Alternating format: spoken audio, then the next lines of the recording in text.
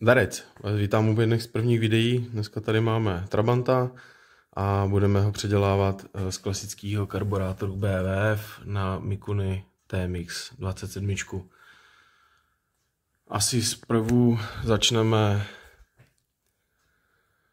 vysvětlím vám, jak jsem předělal alternátor, jaký je řemen, aby jsme si to nachystali, aby se nám ten karburátor tam vlezl, protože tam asi 4,5 mm chybí a zavazí to tam. Takže teď se mrkneme na altík, řemen zhruba, to už mám hotový, jenom vám řeknu co a jak, ať víte.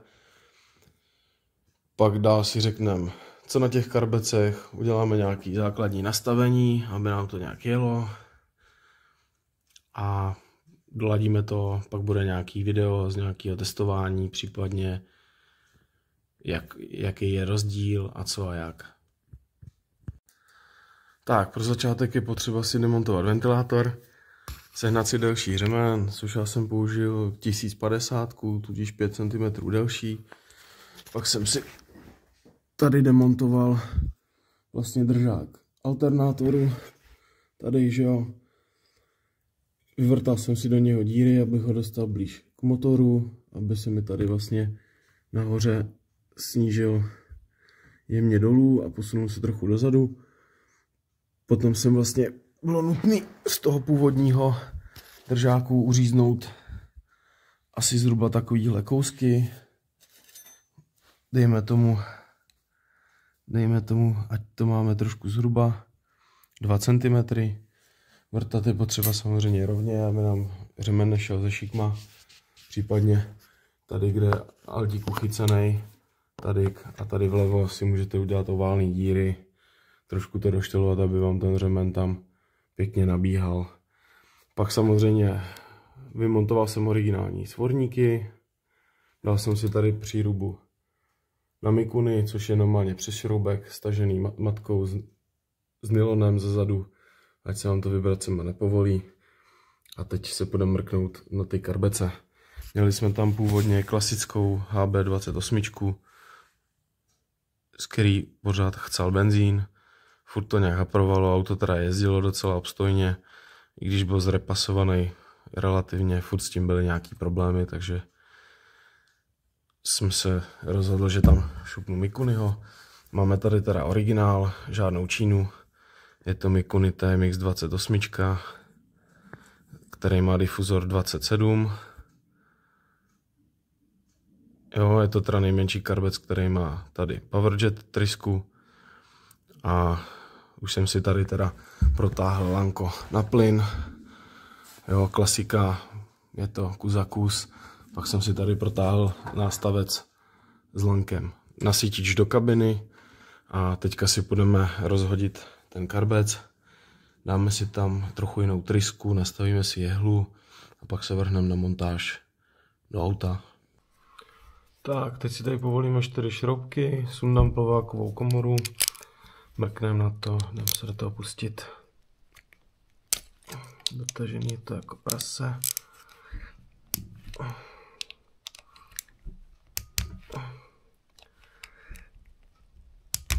Tak.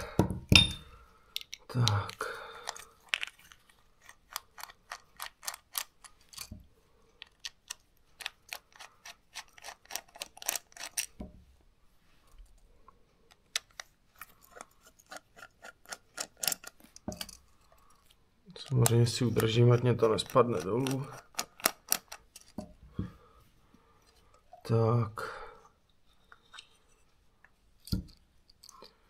Tak a mrkneme se, co tady máme. Takže hlavní tryska, samozřejmě plovák, jehlový ventil, pravděpodobně nějaký, a tady to máme všechno čistý, v pohodě, paráda. Otřeme, ať si tam nedáme nějaký bordel a jdeme na to. Tak. Naštěstí to moc utažený nebylo. A mrkneme na ní. Jestli je to opravdu 10.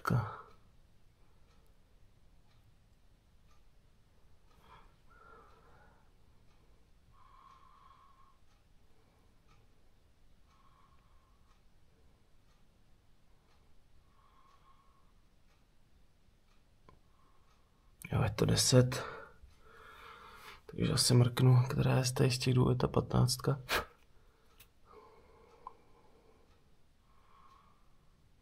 Toto je 12 půlka. A toto je 15.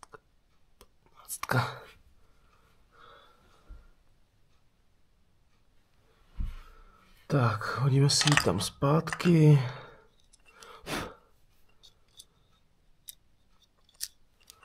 Lehce utáhnu.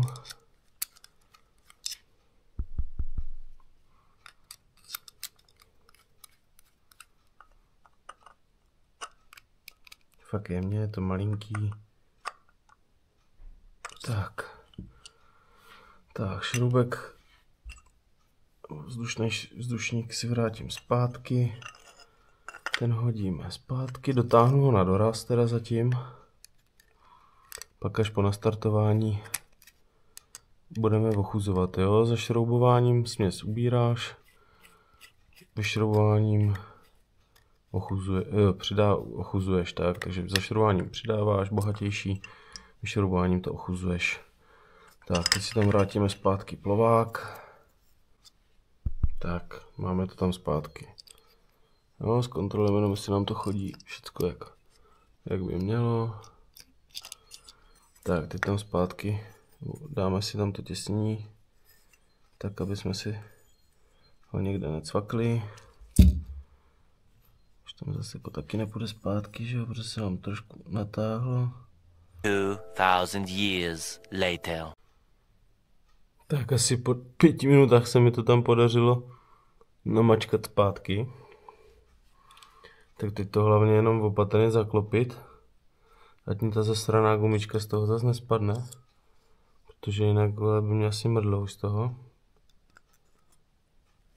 Tak, zkontroluji. Tak, dobrý všecko, takže utáhnu. Tak, jemně si to stáhnu, ať mi to zase nevyskočí, sorry. Jo, tak.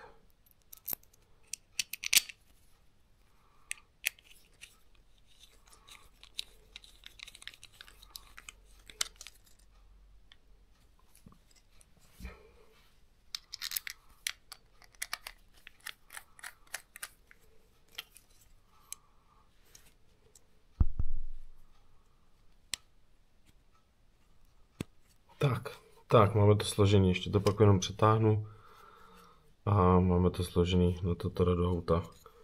Takže, teďka se vrhneme na druhou část.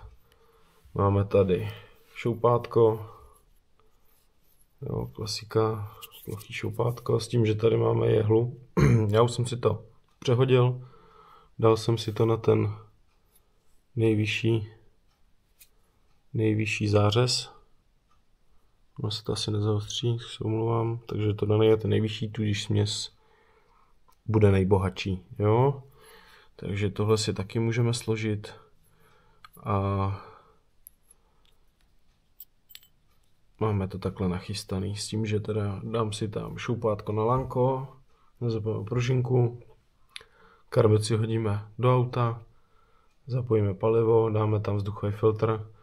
To je docela dost důležitý si tam dát to vedení, aby když to pak ladíš, aby už to mělo ten potlak, který to bude mít za provozu. Necháme to trochu ohřát, pokud to pojede. Ohřejeme to, naladíme si vlastně idle jet, tady tímhle šroubkem a vlastně nastartuješ, zvýšíš trochu otáčky, počkáš, až se to ohřeje a povoluješ, pozvolnáš, ti otáčky stoupají nahoru, tak povoluješ dál, až začnou klesat dolů, jemně se vrátíš, necháš tak, doladíš volnoběh, dáme si nový svíčky a pak si to půjdeme projet, mrkneme se, jak vypadají svíčky, jak se to chová, jak to reaguje prostě za jízdy a tak dál a tak dál. Jo, tak zatím. Tak ještě jsem zapomněl vyměnit ty svíčky, tak to ještě vyhodíme. Prohodíme si to, teď tam mám klasickou brisku.